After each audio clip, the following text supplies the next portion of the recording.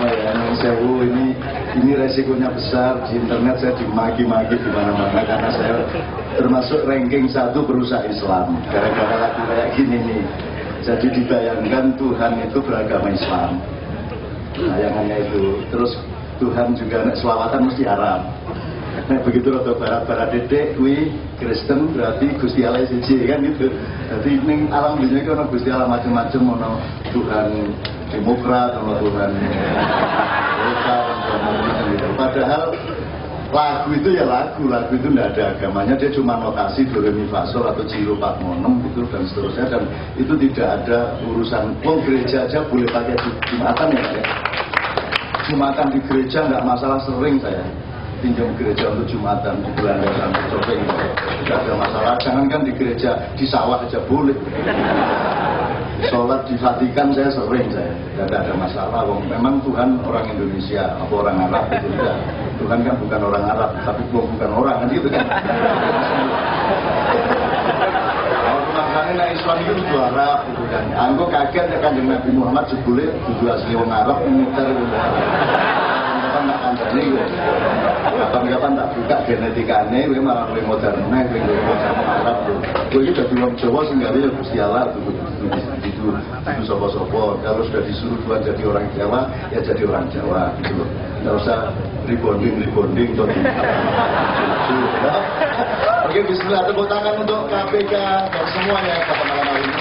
Saya persilakan berikutnya Bapak Komjen Sutarman, Nyun Sewu, pointers yang terpenting pada malam hari ini, dan yakinkanlah kami semua bahwa rakyat ini benar-benar masih punya harapan, jangan khawatir, gitu ya. Nyun Sewu Bapak.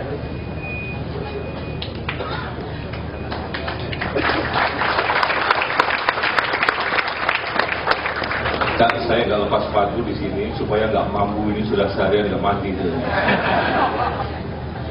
Bismillahirrahmanirrahim. Assalamualaikum warahmatullahi wabarakatuh. Selamat malam. Yang saya hormati Pak Busro, Pak Darmono, Cak Nur, Mas Jiwo, dan teman-teman. Mohon maaf, saya belum kenal namanya Pak. Teman-teman dari perguruan tinggi, teman-teman dari pemerintah daerah, Provinsi Daerah Khusus Kota Yogyakarta dan Istimewa Yogyakarta, dan pemerintah daerah tingkat 2 kabupaten yang hadir pada kesempatan ini, dan teman-teman yang saya hormati.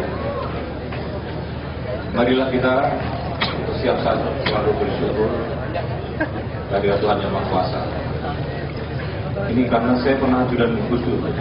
Mohon maaf, saya selalu menggunakan kata bersyukur dan memuji karena pada suatu saat Gus Dur ke Mabes Polri dan itu ada Pak Bimantoro. Saat itu masih akur dengan Pak Bimantoro, setelah itu memang kerengan. Disampaikan oleh Gus Dur, Gus, kenapa setiap pidato selalu mengatakan marilah kita memanjatkan puji dan syukur kehadirat Tuhan Yang Maha Kuasa. Padahal kan Pak Puji dan Pak Syukur sudah bisa manjat masing-masing, kenapa? Rekan-rekan sekalian, kalau malam ini Cak Nun begitu hebat bisa mempersatukan peralatan-peralatan musik, begitu menghasilkan musik yang enak kita dengar bersama. Itu adalah kemampuan yang dimiliki oleh Cak Nun. Dan malam ini juga Pak Busro menyatukan kita semuanya untuk bersatu di dalam ruangan ini, dihadapkan untuk memerangi kejahatan korupsi yang tadi sudah disebutkan, itu kejahatan kemanusiaan dan kejahatan luar biasa yang harus ditangani dengan luar biasa juga. Oleh karenanya saya kira kita komitmen malam ini teman-teman, kalau saya tanya pasti siapa yang senang dengan korupsi, semuanya akan menjawab tidak, pasti. Ada yang senang dengan korupsi? Tidak ada, pasti. Kalau semuanya senang korupsi berarti nggak bakalan ada korupsi. Tetapi kenyataannya ada kan begitu teman-teman, begitu ada kesempatan dari jabatan tertentu bisa korupsi juga gitu. Itu yang menjadi persoalan yang harus kita dihadapi bersama. Dan tadi sampaikan bahwa kejahatan korupsi ini adalah kejahatan yang luar biasa dan kejahatan yang harus ditangani juga dengan luar biasa. Dan kalau di sini ditulis, di situ ada tulisan bahwa karena ini budaya, Jangan kita pernah menyebut bahwa korupsi adalah budaya, sudah membudaya. Tidak, korupsi itu adalah kejahatan. Jangan membudayakan korupsi. Memang ada budaya-budaya kita yang selama ini berlaku di lingkungan kita, kemudian oleh ketentuan dan peraturan undang-undangan, karena ketentuan dan peraturan perundang-undangan itu adalah merupakan satu aturan yang dibuat oleh pemerintah dan DPR, dan itu merupakan perjanjian kita bersama. Jadi undang-undang dan merupakan perjanjian kita bersama yang harus kita taati. Ada masalah-masalah yang dulunya budaya, tetapi budaya itu budaya tidak baik, akhirnya dikriminalisasi menjadi korupsi. Seperti gratifikasi, kalau pejabat negara menyelenggarakan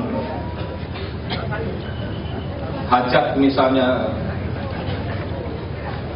sunatan atau hajat pengantenan, kemudian kalau tidak lapor Pak Busro, itu sekarang termasuk gratifikasi. Dulunya sebelum ada undang-undang korupsi, itu adalah budaya yang berkembang di lingkungan masyarakat kita. Tetapi kita sudah mengkriminalisasi dan itu merupakan perjanjian kita bersama, mari kita tidak lakukan. Memang betul. Kayak Pak Kabar Eskrim setiap weekend itu undangannya bisa 5-10. Kalau nyumbangnya di situ ada misalnya 1 juta atau 2 juta, duitnya dari mana? Uang remunerasinya saja sebulan hanya 18 juta, gajinya 10 juta, 30 juta.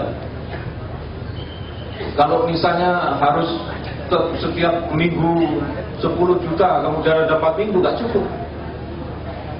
Oleh karenanya budaya-budaya yang seperti itu kita harus mulai pelan-pelan kita kikis, karena sekarang kita berkomitmen bersama yang sudah menjadi ketentuan dan aturan harus kita hormati bersama. Oleh karenanya teman-teman, tadi saya juga sangat setuju sekali. Kalau saya mampu dan Pak Darmono mampu, seluruh stafnya kita mampu memberantas seluruh kejahatan korupsi yang terjadi, yang ada di Republik yang kita cintai ini, dan kita mampu menunjukkan kepada masyarakat bahwa kita mampu, mungkin tidak perlu ada Pak Busro. Oleh karenanya mohon maaf Pak Busro, sehingga Pak Busro ada di sini ini karena ketidakmampuan saya dan Pak Darmono dan seluruh staf. Oleh karenanya, karena kita menganggap bahwa itu adalah kejahatan korupsi, adalah kejahatan luar biasa, dan beliau menyatukan kita sama-sama bersama-sama rekan-rekan, maka sebenarnya ada beberapa hal yang bisa kita lakukan, teman-teman sekalian. Yang pertama adalah secara preemptif untuk pencegahan, karena di situ kita ada pemberantasan penegakan hukum yang paling efektif dan efisien itu adalah apabila kita mampu mencegah orang tidak melakukan pelanggaran hukum. Oleh karenanya malam ini adalah salah satu fungsi pencegahan.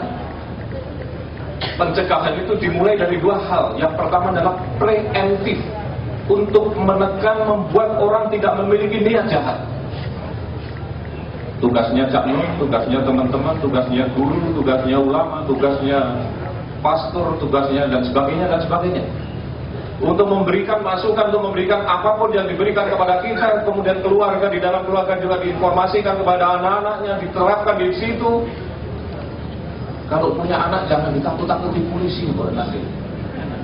Saya menjadi korbannya sekarang. Banyak orang benci sama polisi karena punya anak selalu kalau nangis ditakuti polisi. Jadi saya pesankan di sini malam ini, kalau punya anak tolong ditakut-takuti dengan korupsi. Awas nanti kalau lu digigit korupsi kalau nangis. Biar orang takut dengan korupsi. Kita mencegah orang tidak punya niat, itu banyak cara yang dilakukan. Mungkin teman-teman juga harus melakukan, termasuk di dalam rumah tangga. Bahkan anak-anaknya pun juga harus bertanya kepada bapaknya kalau bawa uang banyak-banyak ke rumah. Pak, ini duit apa? Jangan-jangan bapak duit korupsi. Lalu anaknya bilang sama Pak Busro, Pak, bapak saya bawa duit banyak-banyak. Tetapi sekarang ini sudah berubah zaman. Kalau bapaknya bawa duit banyak, ya diem aja gitu, pergi ke diskotik dan pergi kemana. Ini adalah budaya yang berkembang di lingkungan kita. Oleh karenanya kita jangan pernah membudayakan masalah korupsi, dan jangan dianggap korupsi adalah sebagai budaya. Korupsi adalah kejahatan, dan kejahatan kemanusiaan, kejahatan yang luar biasa. Ini adalah preemptif untuk mencegah orang tidak punya niat. Yang kedua, apabila sudah punya niat dari rumah, ada yang namanya prevention.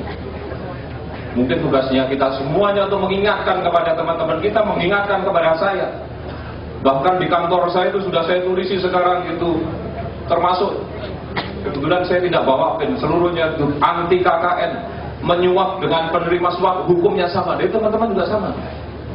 Kalau ada anggota saya di lapangan di sana sedang tilang dan sedang mana, Pak ini jangan ditilang, ini kasih itu dua-duanya sama. Yang memberi dan yang menerima itu sama hukumannya, dan itu sudah saya terapkan waktu saya berundang ikut saya. Artinya kita memberikan pembelajaran kepada masyarakat juga, jangan mudah untuk menerabas apa yang sudah dilanggar dengan memberikan uang karena dia merasa punya uang. Korupsi itu sebenarnya uang kalau orang berpikir. Jadi kita itu sudah keblinger, sudah menjadikan uang dan jabatan sebagai tujuan hidup. Itu yang keliru kali ini. Padahal jabatan dan uang itu hanya membantu kita hidup, karena kita mati tidak membawa apa-apa, makan sehari 3 piring. Tetapi kita sudah keblinger menjadikan uang dan jabatan sebagai tujuan hidup. Oleh karenanya begitu kita duduk, saya siap untuk mundur, dan kalau perlu, kalau di samping saya harus kita siapkan peti mati itu, kalau kita korupsi masukin ke dalam peti mati.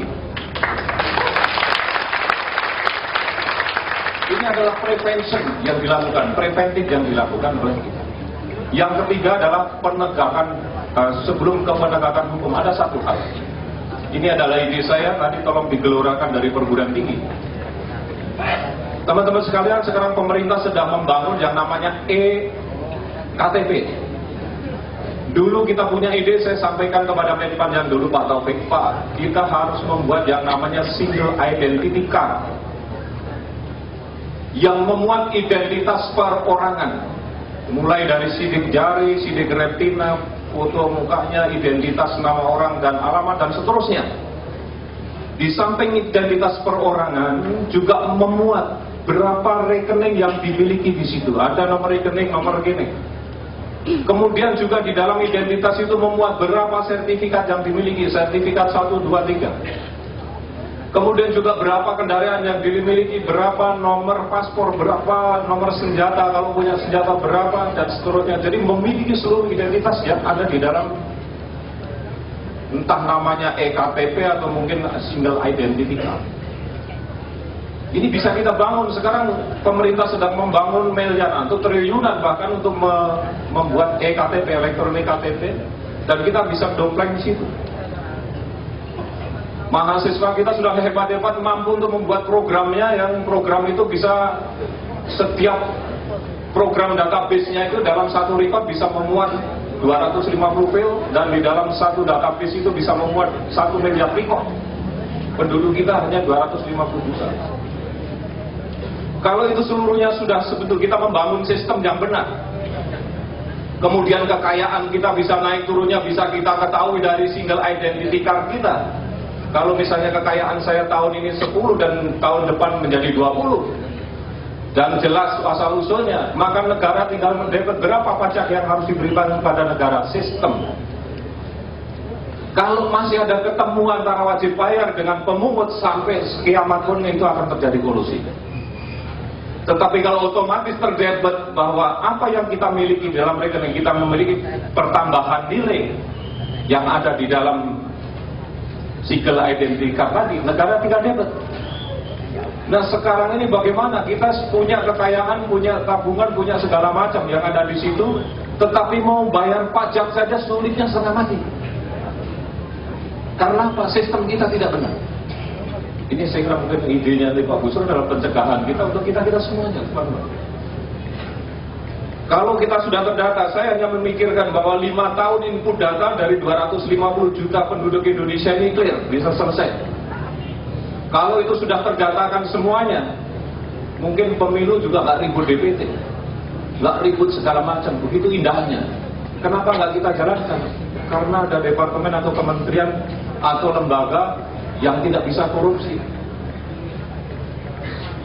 Kita dalam punya ide, silakan digelorakan dari teman-teman perguruan tinggi, dari teman-teman LSM, dari siapapun. Kalau itu yang ngomong polisi nggak dipercaya, karena memang sulit saya dipercaya orang sekarang ini. Oleh karena itu teman-teman, saya meminjam kata-kata atau meminjam dari teman-teman, silakan nanti diskusi dengan saya. Kalau itu sudah terdatakan semuanya, bahkan ke depan kita harus memiliki satu policy kebijakan yang ekstrim. Kita nggak ngerti dulu dapatnya dari mana karena kesemerabutan sistem yang ada di Republik yang kita cintai ini. Saya juga tahu punya, nggak tahu asal usulnya juga nggak jelas apa yang kita punya. Teman-teman juga yakin, saya yakin tidak pernah mendatakan dapat duitnya dari mana. Tidak pernah. Begitu seluruhnya terdatakan, kemudian kita melakukan konsensus bersama dari seluruh masyarakat Indonesia, dari seluruh stakeholder yang ada, untuk kita sepakat, oke, sekarang data kita sudah baik. Kalau bapak-bapak punya uang di bawah bantal, ada uang yang disimpan di negara tetangga, kembalikan dan potong pajaknya. Pemutihan. Teman-teman, negara tetangga kita ini sekarang punya duit yang kelebihan di banknya, sedangkan kita ngutang kemana-mana, padahal itu duitnya orang Indonesia juga. Karena apa? Sistem kita yang tidak benar. Sekarang juga kita akan PPATK melakukan begini hebat kita untuk mencegah orang tidak melakukan pencucian uang. Tapi akhirnya uang apa? Tidak disimpan di Bank Indonesia, dibawa disimpan di luar. Itu berbahaya juga bagi kita. Oleh karena setelah kita mendatakan seluruh penduduk dengan baik, maka kita harus sepakat. Kalau ide itu muncul dari pemerintah, bukan pemerintah akan diunjuk rasa setiap hari pusing. Kalau ide itu muncul dari DPR, tiap hari gedung DPR masih diduduki oleh massa. Tetapi kalau itu konsensus dan kesepakatan bersama, karena hukum aturan itu adalah kesepakatan bersama, maka itu adalah akan menjadi aturan. Amerika menjadi hebat juga dibangun dari konsensus nasional. Silakan teman-teman untuk memiliki ide dan gelindingkan ide itu kita sampaikan. Kita perlu waktu memang untuk masa itu. Tetapi kalau tidak dimulai seumur hidup, masalah korupsi itu tidak akan pernah selesai. Itu penyebab. Yang keempat, kita adalah penegakan hukum yang maksimal. Kalau kita melihat penegakan hukum di Indonesia itu bukan nggak maksimal. Yang masuk penjara sudah banyak, yang dihukum berat juga sudah banyak. Tetapi penghukuman yang ada di Republik yang kita cintai ini ternyata tidak memberikan dampak jerah terhadap pelaku-pelakunya. Karena apa? Masih banyak orang yang melakukan korupsi. Oleh karena benar, mungkin kalau karena hukuman mati ini sudah mulai diprotes oleh dunia. Begitu korupsi mati, lama-lama minimal kurang penduduk Indonesia ini karena dihukum mati. Kenapa kita juga belum memberikan efek jerah? Saya kira aturan dan ketentuan undang-undang kita yang begitu lama. Kenapa dulu ada hukuman penjara seperti ini? Karena supaya kalau orang dipenjarakan, supaya orang tidak protes kepada pemerintahan penjajah waktu itu. Dan hukum itu belum kita perbaiki sampai sekarang. Ini adalah tugas kita bersama, karena kita adalah yang mengawaki Republik kita ini yang kita cintai. Oleh karenanya, saya terima kasih kepada Pak Busro dan kita bersinergi untuk menegakkan hukum ini secara jujur, secara benar dan secara adil. Jujur harus dimulai dari saya dan seluruh jajaran penegak hukum yang ada di kepolisian ini. Jujur harus dimulai Pak Busro dan seluruh jajaran yang ada di KPK sana. Karena saya mengatakan bahwa sebenarnya aparatur penegak hukum itu adalah diisi oleh orang-orang yang jujur, orang yang benar dan adil. Bahkan jangankan tidak perlu dibuktikan dia salah atau tidak, kalau terindikasi dan masyarakat tahu, kalau perlu kita mundur, sudah nggak perlu dibuktikan. Itu aparatur penegak hukum. Tidak perlu harus dibuktikan dulu. Kalau memang sudah terindikasi, masyarakat menyatakan bapak itu menerima sesuatu dari ini, dari ini, dari ini, mundur kita, ganti yang jujur, benar dan adil.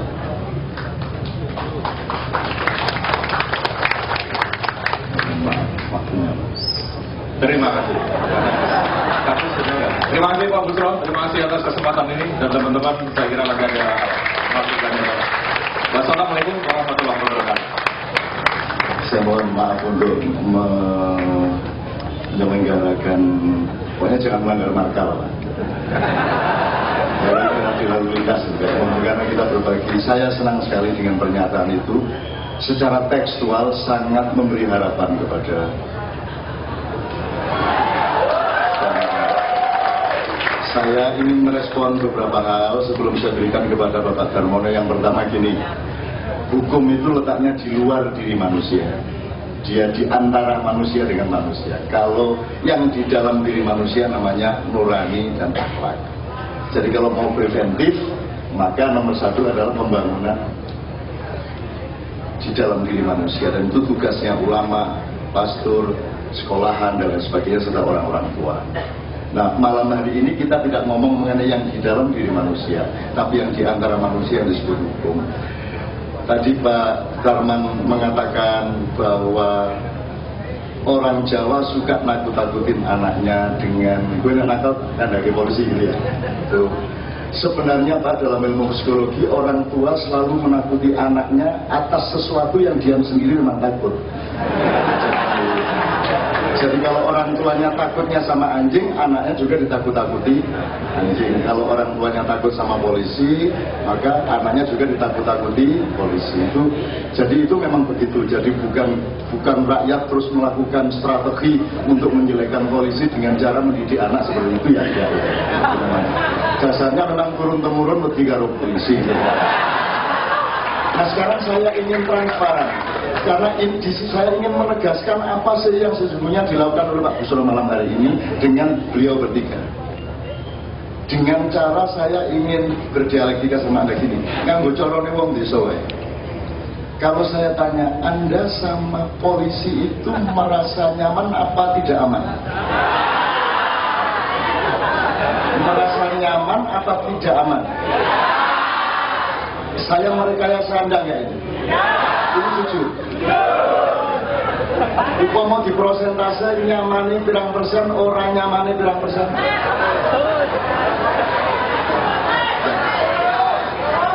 Kalau sama kejaksaan, aman, merasa ini omongan rakyat, jangan diajak diskusi intelektual. Rakyat sederhana deteksinya, kowe kerasa aman ora, gitu dong ya. Oke. Sekarang saya tanya lagi, Anda merasa terhadap kepolisian merasa aman atau tidak? Kejaksaan? Oke. Pertanyaan ketiga, KPK? Nah, KPK ada yang bilang aman, ada yang merasa mulai tidak aman. Malam hari ini tujuan Pak Busro adalah merintis sinergi tiga institusi ini untuk menumbuhkan kembali rasa aman rakyat kepada tiga institusi ini.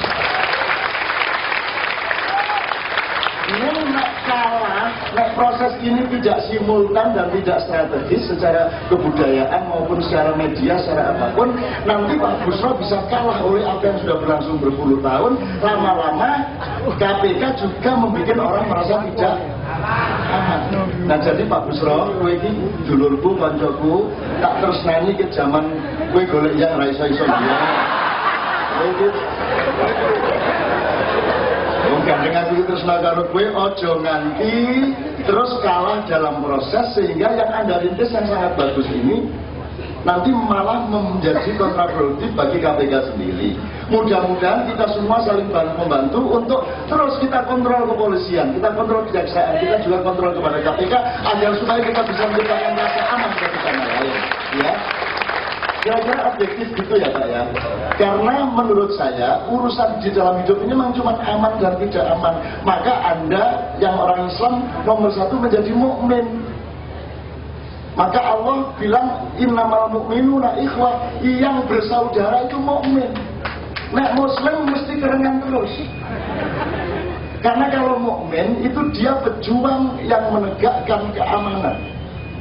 Karena aman, pelakunya mukmin, metodenya iman, doanya amin, pelaksanaannya amanah. Kan begitu. Jadi mereka ini amirul mukminin. Mereka ini penegak keamanan, dan itu bukan hanya keamanan keamanan apa saja, dari keamanan beras, keamanan harga diri, keamanan keluarga, keamanan ilmu, keamanan apa saja. Dan Pak Busro malam hari ini sesungguhnya sedang berjanji, saya akan merintis semua pejabat-pejabat hukum pemerintah harus menjadi amirul mukminin yang bikin aman.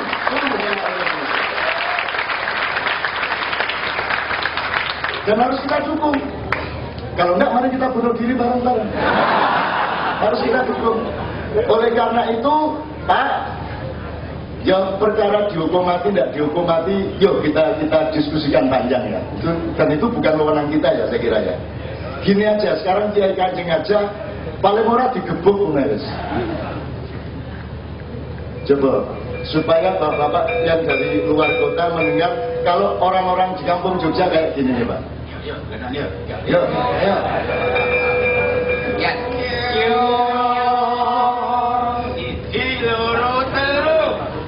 Yo padha dolan nang kemah ijo ayo joraanku ayo ku kucing saran ayo ranting kapal ayo paluare tengah ayo iwak kapi ayo bintang sapi masumi ayo bilang juga ayo godok telo ayo londo mendem ayo demok sile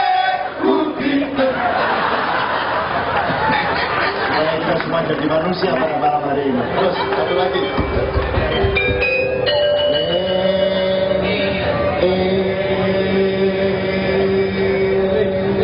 Siji loro telu. Esok tuku lenga nyaking botol konco lawas dijak dolan menyang kali barem. Iku kecute luwi jeruk tumo iku anggone ana ing rambut jempol kilo kalatil kena pakil itu kuwi dolanan ora apik empolong yen digeret besake kulit silet iku dijupo aja dicawuk agawang palan jaringe arep pripil pentung wasi gogepung sing kokoro.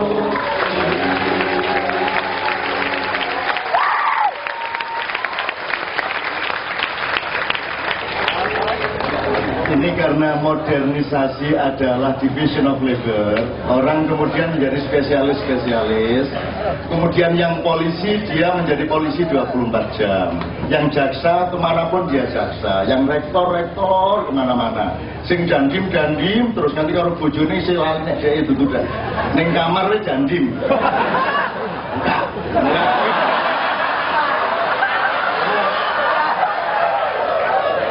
Jur bojone melu dari prajurit siap. Nah, Mak Ian itu mengingatkan Anda itu ya presiden, ya manusia, ya bapaknya anak-anak, ya kakeknya anak-anak, ya sedulure dulur-dulur, ya tonggone para tonggo, ya hamba Allah, ya anak buahnya Nabi, ya macam-macam. Jadi mari kita utuh menjadi manusia dan memiliki kemampuan untuk selalu berkomprehensi atas macam-macam dimensi seperti itu. Maka kalau Kabar Eskrim, Ketua KPK, Wakil Jaksa Agung sekali-sekali mendengar sing drodok-drodok supaya menunggui, muga-muga kemanusiaannya tumbuh.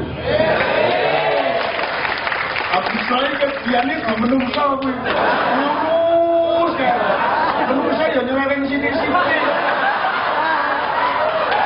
Coba Anda lihat dia itu. Laki-laki itu tandanya satu ngopi, dia tidak ngopi. Loro brengosen, ora brengosen. Nomor 3 gondrong, ora gondrong. Nomor 4 ngerokok, ora ngerokok. Nomor 5 nggodho cawe cok, rawani.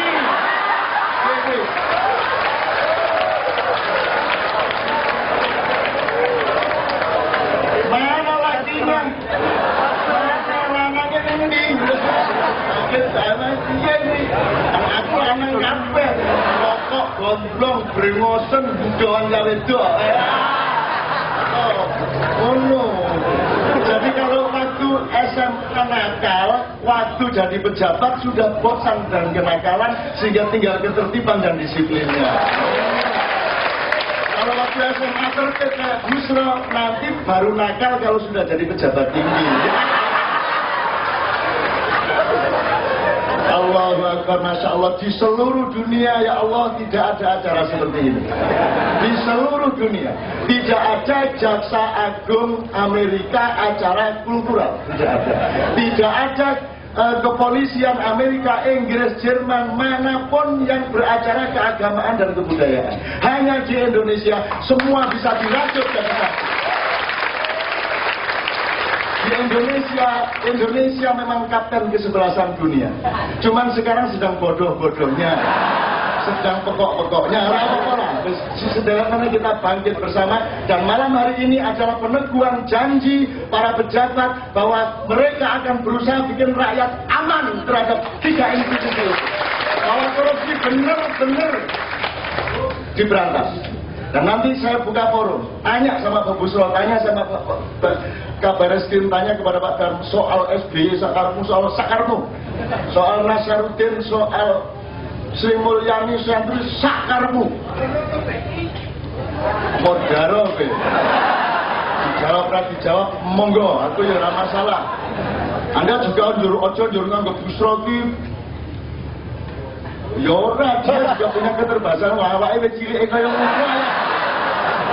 Oke, bismillah. Saya akan berikan kepada Pak Darmono, tapi Kang Sobari biar main sitter dulu ya. Kang Sobari biar main sitter dulu ya. Nembang. Ayo sitter kali ini. Ayo, karo mike, dia wangi.